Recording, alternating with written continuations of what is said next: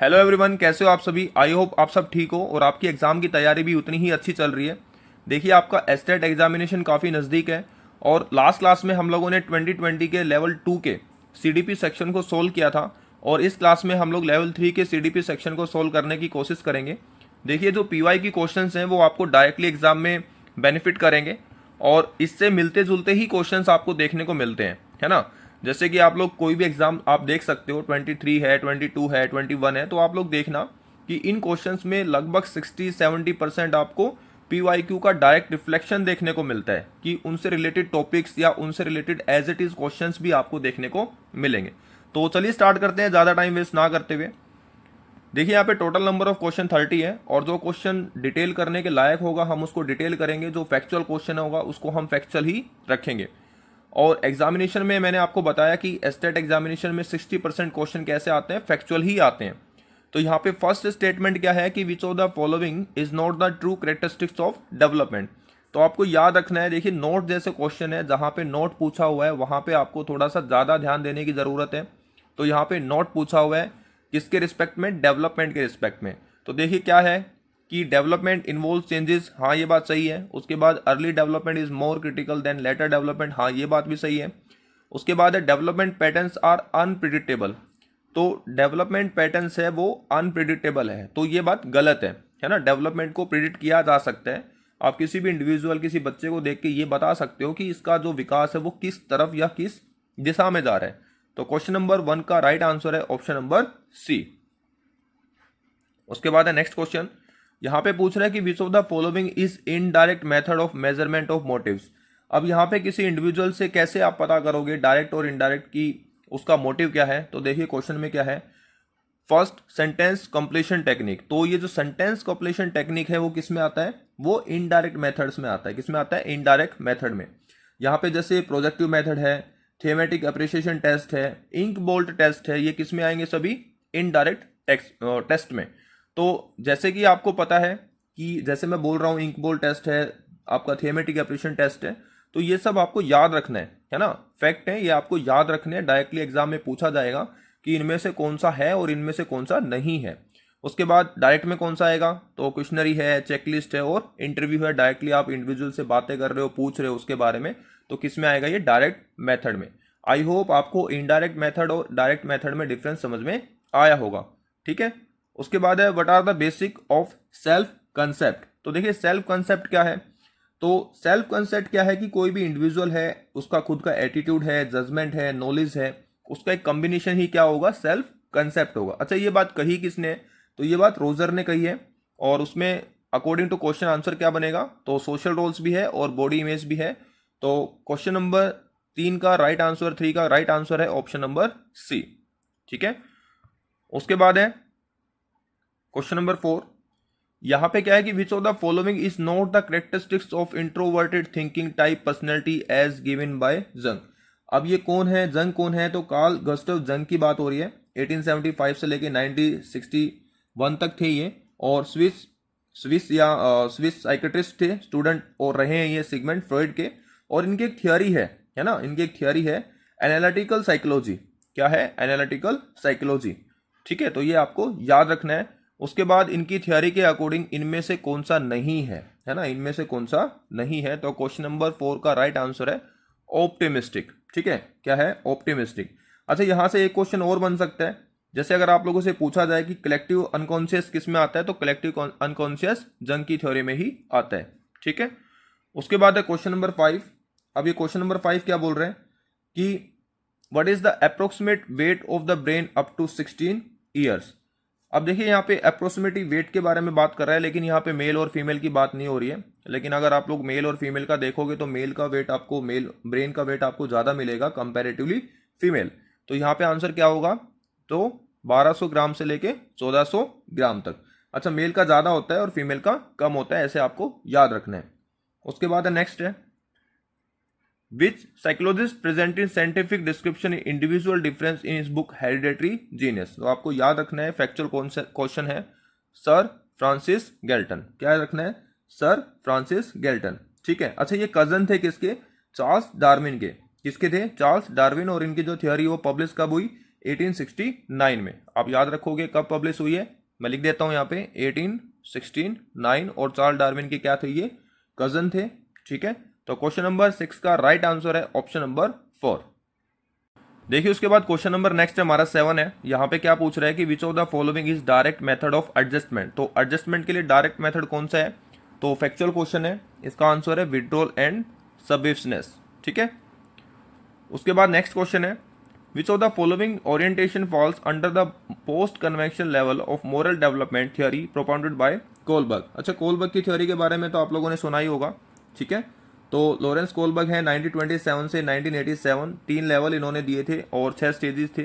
ठीक है, तो उनके अकॉर्डिंग बोल रहा है कि आपका कन्वेक्शनल लेवल कौन सा है ना, पोस्ट कन्वेक्शन लेवल कौन सा है। तो इसमें पोस्ट कन्वेक्शन लेवल आपका सोशल कॉन्ट्रैक्ट है। क्या है, सोशल कॉन्ट्रैक्ट। उसके बाद है क्वेश्चन नंबर 9। देखिए यहाँ पे पूछ रहा है कि which of the following is not the characteristic of adolescence. तो एडोलसेंस की कौन सी कैरेक्टरिस्टिक्स नहीं है, तो इमोशनल स्टेबिलिटी कैरेक्टरिस्टिक्स नहीं है, इसके अलावा बाकी सभी क्या है, कैरेक्टरिस्टिक्स रहती हैं। ठीक है, उसके बाद नेक्स्ट है हमारा question number 10। Statement of knowledge और skills that student should master after instruction is known as. तो ये पूछा हुआ है कि उन ज्ञान अथवा कौशलों का कथन जिन्हें विद्यार्थियों के अनुदेशन के बाद सीख जाना चाहिए कहलाते हैं।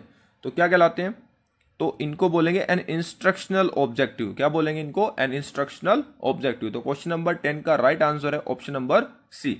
देखिए इससे मिलते जुलते ही क्वेश्चन आपको एग्जाम में देखने को मिलेंगे और यही टॉपिक्स रहेंगे ऑलमोस्ट। तो आपको इन पे ही क्या करनी है, मास्टरी करनी है, यानी कम से कम एटलीस्ट 5 ईयर्स के आपको पीवाईक्यू क्वेश्चंस को सोल्व करना है अगर आपने ज़्यादा डीप स्टडी नहीं की है।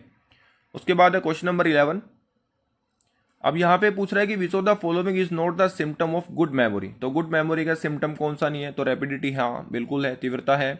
उसके बाद एवरेज रिटेंशन नहीं, एवरेज रिटेंशन नहीं होगा, एक्यूरेसी भी है, रिकॉल भी है, लेकिन एवरेज रिटेंशन नहीं है ना, तो ये गुड मेमोरी का सिम्टम नहीं है। उसके बाद है question number 12। Which of the following is concept is not related the Bandura social learning theory. देखो यहाँ पे फिर से क्या आ गया है, नोट आ गया है, तो ये क्वेश्चन आपको ज़्यादा ध्यान देना है।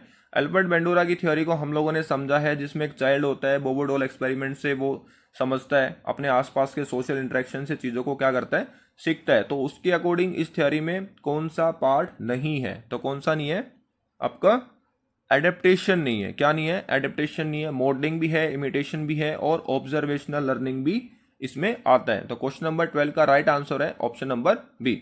देखिए अगर आपको लगता है कि कोई साइकोलॉजिस्ट है, फिलोसफर है, उसको हमें ज़्यादा डिटेल से डिस्कस करना है तो आप कमेंट सेक्शन में वहाँ पे कमेंट कर सकते हो। हम एडिशनल उसके लिए कोई क्लास या एक वीडियो रख लेंगे जिससे आपको वो समझने में ईजीनेस रहेगी। उसके बाद है question number 13। What is the ranking ratio given by Sheldon for predominant endomorph person according to physics. अब यहाँ पे क्या है, विलियम हर्बर्ट सेल्डन की बात हो रही है। 1908 से 1977 तक थे और इनकी एक थियरी थी बॉडी टाइप विद पर्सनैलिटी। ठीक है, और इसमें इंडोफॉर्म था, मेसोफॉर्म था, एक्टोफॉर्म था और इन्होंने इनको नंबर दिए थे। अभी नंबर के अकॉर्डिंग क्या करना है, आपको रेशियो बताना है ना। किसका पूछा हुआ है यहाँ पे, इंडोमॉर्फ का पूछा हुआ है। तो इसके अकॉर्डिंग आपका क्या आएगा रेशियो, 7:1:1। 1 से 7 तक इन्होंने क्या रखा था, रेशियो रखा था। ठीक है, अगर इसको ज़्यादा डिटेल से समझना है तो कभी नेक्स्ट क्लास में हम इसको डिस्कस कर सकते हैं। उसके बाद है क्वेश्चन नंबर 14। यहाँ पे पूछ रहा है कि which is the 5th stage of personality development according to Erikson. तो एरिक एरिक्सन की थ्योरी को हमने ऑलरेडी पढ़ रखा है, 1902 से 1994 तक थे। साइको सोशल थियरी थी इनकी और 8 स्टेजेस थे। उन्हीं स्टेजेस के बारे में यहाँ पे पूछा हुआ है कि 5th स्टेज कौन सी है। तो यहाँ पे 5th स्टेज कौन सी है, आइडेंटिटी बेस्ड रोल कन्फ्यूजन। कौन सी है, आइडेंटिटी बेस्ड रोल कन्फ्यूजन। ठीक है, उसके बाद है क्वेश्चन नंबर 15। देखिए यहाँ पे बोल रहा है कि which of the following is not the element of creativity as given by Guilford. तो नोट फिर से आ गया, तो जेपी गिलफर्ड के बारे में पूछ रहा है। 1897 से 1987 तक थे ये। ठीक है, SOI मॉडल इनका था, स्ट्रक्चर ऑफ इंटेलिजेंट, और 180 टाइप ऑफ इंटेलेक्चुअल एबिलिटी के बारे में इन्होंने बताया। और इनमें से पूछ रहा है कि इनमें से कौन सा नहीं उन्होंने बताया। तो नहीं जैसे क्वेश्चन पे आपको ध्यान देना है। तो कौन सा है यहाँ पे, इनकम्बशन। ठीक है, इनकम्बशन। यहाँ पे ये रहता है कि जो माइंड है वो पैसिव काम करता रहता है, यानी सॉल्यूशन के लिए वो कोई ना कोई प्रोसेस में रहता ही है। ठीक है, उसके बाद है question number 16, which of the following is not the type of positive transfer of learning. तो कौन सा पॉजिटिव ट्रांसफर ऑफ लर्निंग नहीं है। तो देखिए यहाँ पे जब इंडिविजुअल है, कोई टीचर है इंडिविजुअल है को लर्निंग कराता है या पढ़ाता है तो उसमें क्या है, ट्रांसफर करता है नॉलेज की। तो यहाँ पे पूछ रहा है कि कौन सा पॉजिटिव नहीं है। तो पॉजिटिव इनमें से कौन सा नहीं है, जीरो ट्रांसफर। कौन सा है, जीरो ट्रांसफर। उसके बाद है which of the following is not the Freud psycho social stages. Sigmund Freud के बारे में यहाँ पे बात हो रही है, father of psycho analytical theory इनकी थी और उन्हीं के बारे में यहाँ पे पूछा हुआ है। तो इसमें से कौन सी स्टेज उनकी नहीं है, तो ऑटोनॉमी स्टेज उनकी नहीं है। कौन सी स्टेज नहीं है, ऑटोनॉमी स्टेज उनकी नहीं है। उसके बाद है who stated the psychology is the positive science of conduct of living creature. तो इनमें से किसने बोला है कि मनोवैज्ञानिक जीवित जीव जंतुओं के बर्ताव का धनात्मक विज्ञान है। तो किसने बोला है, सर विलियम मैकडल।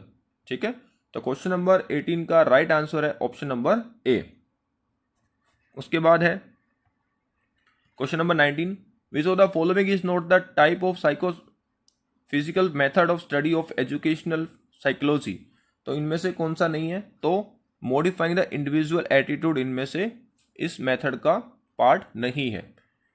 उसके बाद है question number 20, knowledge is constructed by transforming organizing and reorganizing private knowledge the best explain the idea of each of the following. तो किसने बोला है ऐसा, तो प्याजे ने बोला है कि पूर्व ज्ञान के रूपांतरण, संगठन व पुनर्संगठन के द्वारा ज्ञान की रचना की जाती है। या निम्न में से किसके दृष्टिकोण का सर्वोत्तम व्याख्या है। तो किन्होंने बताया, ये जीन प्याजे। उसके बाद है 21, according to the cognitive development theory of प्याजे the basic building of block of knowledge is called. तो देखिए ये क्वेश्चन आपको ऑलमोस्ट हर जगह पे देखने को मिलता है।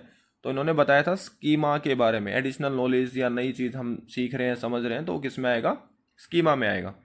उसके बाद है क्वेश्चन नंबर 22, यहाँ पे पूछ रहा है कि English teacher taught their students that plural of cat is cats, plural of houses is houses, plural of pen is pens. In the manner student by mistake made plural of mouses as a mouses. This is an example of his type of transfer of learning. तो इस case study के according ये transfer of learning कौन से type की है, तो यहाँ पे गलत इन्फॉर्मेशन गई है स्टूडेंट को, तो क्या आएगा, नेगेटिव ट्रांसफर आएगा। क्या आएगा, नेगेटिव ट्रांसफर। उसके बाद है क्वेश्चन नंबर 23, अब यहाँ पे है which of the following is objective determinants of attention. तो ऑब्जेक्टिव है कौन सा है, तो ड्यूरेशन ऑफ स्टिमुलस। ठीक है, ये स्टिमुलस है, हमने already classical conditioning operating conditioning में सही से समझा है। उसके बाद है क्वेश्चन नंबर 24, यहाँ पे हेनरी ए मैरे के बारे में पूछा है, thematic apperception test is related to which theory of personality. तो डायरेक्टली फैक्चुअल क्वेश्चन है, आपको बताना है साइको एनालिटिकल थियोरी। ठीक है, साइको एनालिटिकल थियोरी। ठीक है, मोटिवेशन और पर्सनैलिटी की ये थियोरी थी, आपको ऐसे ही याद रखना है और आंसर है 24 का ऑप्शन नंबर डी। उसके बाद है क्वेश्चन नंबर 25, देखिए लास्ट 5 क्वेश्चन रहते हैं हमारे। उसके बाद है which of the following is IQ range of moderate mental retired children. तो यहाँ इस टेबल से हर बार क्वेश्चन देखने को मिलता है, तो ये आपको समझना है। तो मॉडरेट मेंटल रिटायर्ड चिल्ड्रन के बारे में पूछा हुआ है, तो कब से कब है या किस रेंज में आता है, 36 से 51 तक। उसके बाद है which of the following is not the type of life style for the development of personality given bye Adler. तो एडलर के बारे में पूछा हुआ है, अल्फ्रेड एडलर के बारे में, फाउंडर ऑफ इंडिविजुअल साइकोलॉजी। ठीक है, तो आपका आंसर है यहाँ पे लेजी टाइप। ठीक है, तो कौन सा नहीं है इनमें से, लेजी टाइप। जैसे यहाँ पे नोट क्वेश्चन है, नोट ज़्यादा पूछते हैं तो आपको पता होना चाहिए, यहाँ पे आंसर है लेजी टाइप। उसके बाद है question number 27, how many cards are used in ink blot test. तो इंक बोल्ड टेस्ट में कितने नंबर ऑफ कार्ड हैं, तो आपको याद रखना है, फैक्चुअल क्वेश्चन है, 10 हैं। कैसे हैं, 10 हैं। उसके बाद है which of the following is not a type of personality given by Springer in values point of view. तो एडवर्ड स्प्रिंगर के बारे में बात हो रही है, जर्मन से थे, वैल्यू थ्योरी थी इनकी 1882 से लेकर 1963, और पूछा हुआ है कि कौन सा इनमें से नहीं है। तो कौन सा नहीं है, एथलेटिक टाइप नहीं है। कौन सा नहीं है, एथलेटिक टाइप नहीं है। उसके बाद है last, which of the following is the subordinate law of learning given by Thorndike. Thorndike की थ्योरी को हमने समझा है, तो कौन सा नहीं है, रेडीनेस भी है, एक्सरसाइज भी है, इफेक्ट भी है, लेकिन मेंटल स्टेट या मेंटल सेट नहीं है। तो क्वेश्चन नंबर 29 का राइट आंसर है ऑप्शन नंबर सी। उसके बाद है which of the following is not the true characteristic of adolescence. तो इनमें से कौन सी कैरेक्टरिस्टिक्स नहीं है, तो देखिए adolescence is transitional stage between childhood and adulthood. हाँ ये बात सही है। Adolescence there is a vague individual status. हाँ ये बात सही है। Adolescence is the threshold of adulthood. हाँ ये बात सही है। लेकिन adolescence is a time of realism, ये बात गलत है। ठीक है, किशोरावस्था वास्तविकता का समय होता है, ये बात गलत है।